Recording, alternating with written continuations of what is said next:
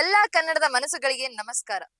Box office ನಲ್ಲಿ ಧೂಳು ಎಬ್ಬಿಸೋದಕ್ಕೆ ready ಆಗಿರೋ ಸಿನಿಮಾ 45 ಬಿಡುಗಡೆಗೂ ಮುನ್ನವೇ ದಾಖಲೆ ಬರೆದಿದೆ.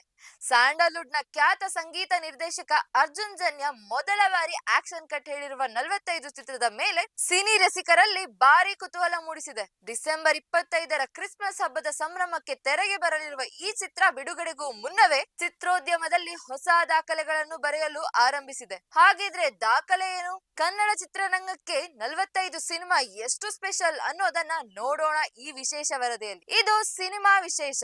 ನೀವು ನೋಡ್ತಾ ಇದ್ದೀರಾ ಬಿವಿ ನ್ಯೂಸ್ ಕನ್ನಡ. ನಾನು ತೃಪ್ತಿ ಬಸವರಾಜ್.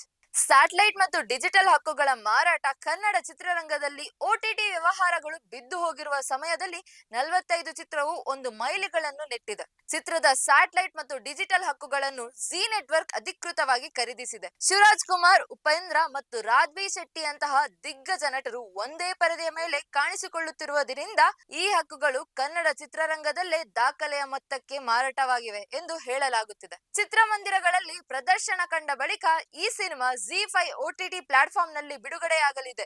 ಇದಕ್ಕಾಗಿ 45 ಸಿನಿಮಾಗೆ ಭಾರಿ ಬೆಲೆ ಸಿಕ್ಕಿದೆ ಅನ್ನೋದು ಗೊತ್ತಾಗಿದೆ. 45 ಸಿನಿಮಾ ಕೇವಲ ಕನ್ನಡಕ್ಕೆ ಸೀಮಿತವಾಗದೆ 45 ಚಿತ್ರವು ಪ್ಯಾನ್ ಇಂಡಿಯಾ ಮಟ್ಟದಲ್ಲಿ ಸದ್ದು ಮಾಡುತ್ತಿದೆ. ಕನ್ನಡ, ಹಿಂದಿ, ತೆಲುಗು, ತಮಿಳು ಮತ್ತು ಮಲಯಾಳಂ ಸೇರಿದಂತೆ ಒಟ್ಟು 5 ಭಾಷೆಗಳಲ್ಲಿ ಈ ಚಿತ್ರ ಬಿಡುಗಡೆಯಾಗಲಿದೆ. ಪ್ರಮುಖವಾಗಿ ಉತ್ತರ ಭಾರತದಲ್ಲಿ ಜಿ ಸ್ಟುಡಿಯೋಸ್, ಕರ್ನಾಟಕದಲ್ಲಿ KVN ಪ್ರೊಡಕ್ಷನ್ಸ್ ಮತ್ತು ತೆಲುಗಿನಲ್ಲಿ ಮೈತ್ರಿ ಮೂವಿ ಮೇಕರ್ಸ್ ವಿತರಣೆಯ ಜವಾಬ್ದಾರಿ ಹೊತ್ತಿವೆ. ಮಲಯಾಳಂನಲ್ಲಿ ಖ್ಯಾತ ನಟ ದುಲ್ಕರ್ ಸಲ್ಮಾನ್ ಅವರ ವೇಫೆರರ್ ಫಿಲ್ಮ್ಸ್ ಈ ಚಿತ್ರವನ್ನು ಪ್ರೇಕ್ಷಕರ ಮುಂದೆ ತರುತ್ತಿರುವುದು ಚಿತ್ರದ ಗತ್ತನ್ನು ಹೆಚ್ಚಿಸಿದೆ.